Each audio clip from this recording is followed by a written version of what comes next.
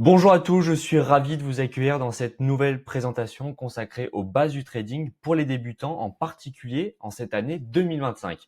Au programme, les principes fondamentaux du trading, les différents styles, les plateformes à connaître et bien d'autres sujets pour vous aider à démarrer du bon pied. Et nous, on attaque directement par qu'est-ce que le trading? Commençons par définir le trading.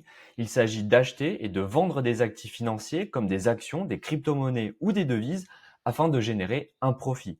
Contrairement à l'investissement sur le long terme, les opérations de trading peuvent être plus rapides. Par exemple, si j'achète une action Apple à 150 euros et que je la vends à 160 euros, j'ai réalisé un gain de 10 euros sur ce trade. Le trading demande de la réactivité, une bonne connaissance des marchés et une gestion rigoureuse du capital. Alors maintenant, on va regarder les avantages du trading. Premièrement, il y a les gains potentiels rapides. Le trading peut permettre de dégager des bénéfices sur des intervalles de temps relativement courts, ce qui séduit beaucoup de personnes. En deux, on a l'accessibilité. Aujourd'hui, il est possible de commencer à trader avec un capital modeste et les plateformes de trading sont de plus en plus intuitives. Et en trois, les ressources abondantes. Entre les formations gratuites, les formations en ligne, les chaînes YouTube, les communautés de traders, vous avez accès à une mine d'informations pour progresser rapidement.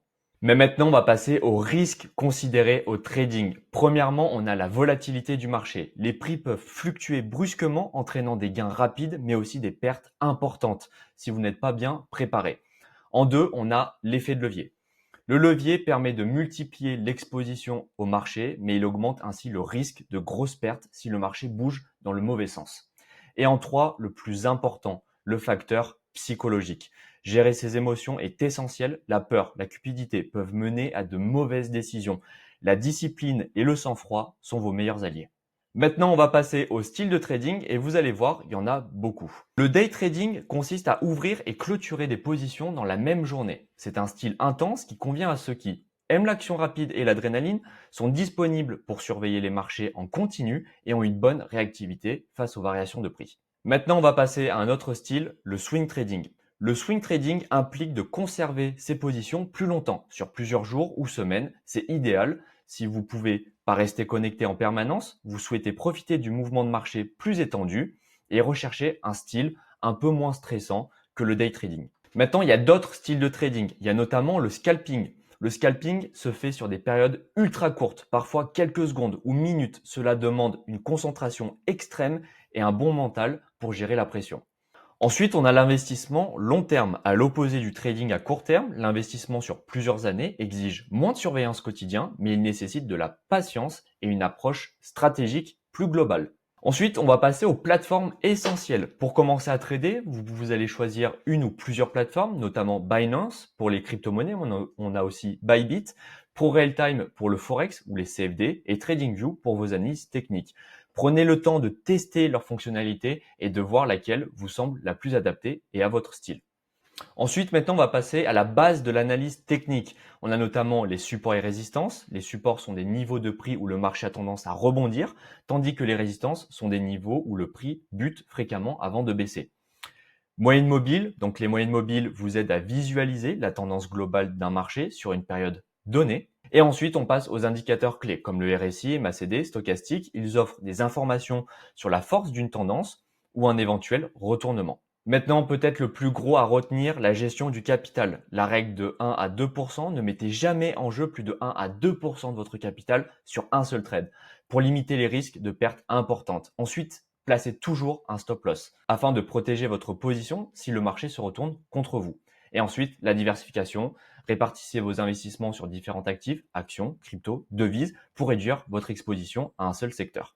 Maintenant, on passe à des outils utiles, quelques sites et applications pour faciliter votre trading. On a notamment CoinMarketCap pour suivre la valorisation des crypto-monnaies, investing.com pour consulter l'actualité économique et le calendrier des événements, et un carnet de trading pour noter et analyser chacun de vos trades, identifier vos erreurs et optimiser votre stratégie. C'est peut-être le plus important dans les outils. Maintenant, un conseil pour les débutants. Commencez toujours par un compte démo. Familiarisez-vous d'abord avec la plateforme et les mécaniques de marché en utilisant un compte fictif. Ensuite, prenez le temps de faire votre plan de trading. Définissez vos objectifs, vos règles d'entrée et de sortie, ainsi que votre gestion du risque. Puis respectez ce plan. Ensuite, la gestion émotionnelle. Restez calme et évitez de trader sous l'emprise de vos émotions. Impulsivité et trading ne font pas bon ménage. Ensuite, la formation continue. Les marchés financiers évoluent sans cesse, alors restez curieux et continuez à vous former en permanence. Maintenant, l'importance de l'actualité. On a les taux d'intérêt, donc les décisions des banques centrales impactent fortement l'ensemble des marchés. Ensuite, on a l'inflation, elle peut orienter les choix des investisseurs vers certains actifs jugés plus sûrs ou plus performants. Et ensuite, les politiques monétaires. Les annonces de la BCE ou de la Fed peuvent provoquer une forte volatilité, donc restez informés pour ne pas être pris au dépourvu. Maintenant, un petit récapitulatif de ce qu'on a abordé. Les bases du trading et ses différents styles, donc on a le day trading, le swing trading, le scalping et le long terme, les plateformes incontournables comme Binance, TradingView, les concepts clés de l'analyse technique, la gestion du capital et les risques à considérer, et l'importance de se former et de gérer ses émotions et de rester à jour sur l'actualité. Alors maintenant, quelles sont les prochaines étapes? Déjà, c'est choisir votre style de trading, day trading, swing trading ou long terme, sélectionnez celui qui correspond à votre emploi du temps et votre tempérament. Sélectionnez une plateforme, donc prenez le temps de découvrir leurs outils et leurs ergonomies. Et ensuite, créez un compte démo. Testez votre stratégie sans risquer votre argent, puis passez au réel une fois prêt. Et poursuivre la formation. Participez à des webinaires, des cours en ligne et échanger avec d'autres traders pour continuer à progresser.